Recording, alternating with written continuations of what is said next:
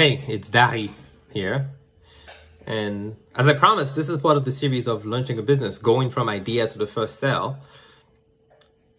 And today we're going to talk about validating your idea. And what this means is when you have an idea in your head and you think it's a product that you want to use and you think people will pay for it, as entrepreneurs, we always believe that things that we think about are going to work.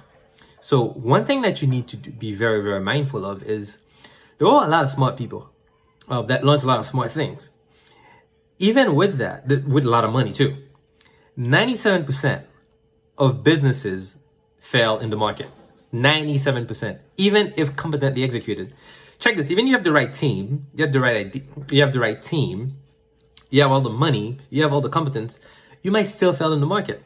So part of validating is to make sure that you mitigate that. You minimize that just a little bit so that you don't just build it right, but you also build the right it, as I've learned from this book called The Right It by Savoya. I think it's a good book. You should probably pick up if you ever have a chance. So what you really want to do is to identify who your target customer is. The first thing you want to do is, if you're going to build an app, a business, whatever it is, you need to identify, who am I going to sell this to? And you need to have an idea of who this ideal person is, ideal customer, we call it. It might not be accurate in the beginning, but that's okay, right?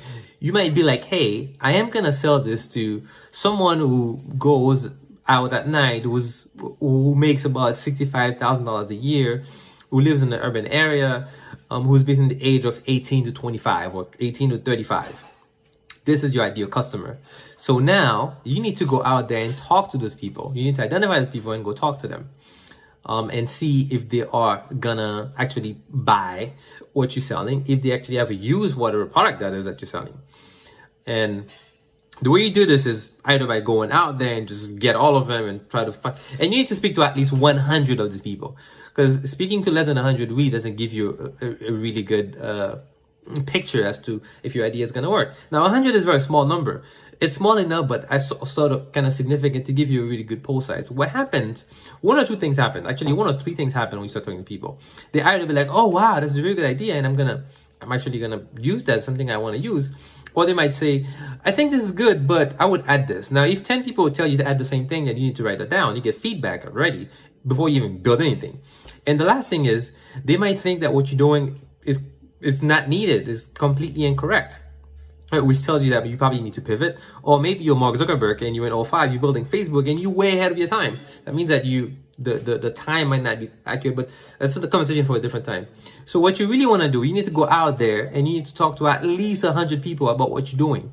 Forget about NDAs, forget about people selling your ideas. No one's going to sell your idea unless they actually were building the exact same thing that you're building. And remember, even if they're told that 97% of them are going to fail.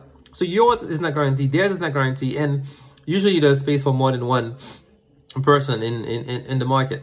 So you need to go out there and talk to people about what you're doing. Start with your mom, your dad, your friends, all those people that are going to agree with you. And then you need to go to start to talk to entrepreneurs, talk to anyone who wants to listen. They would all give you some sort of feedback that you can actually get from. And ideally, you want to speak to the people that are potentially going to pay and tell them how much it's going to be and would they pay for that. Okay, so you go out there and you start vetting. And later, I'm going to have a different video about some example of some company that we launched and how we vetted it before we actually start writing any code or even building anything. All right, till next time. Bye.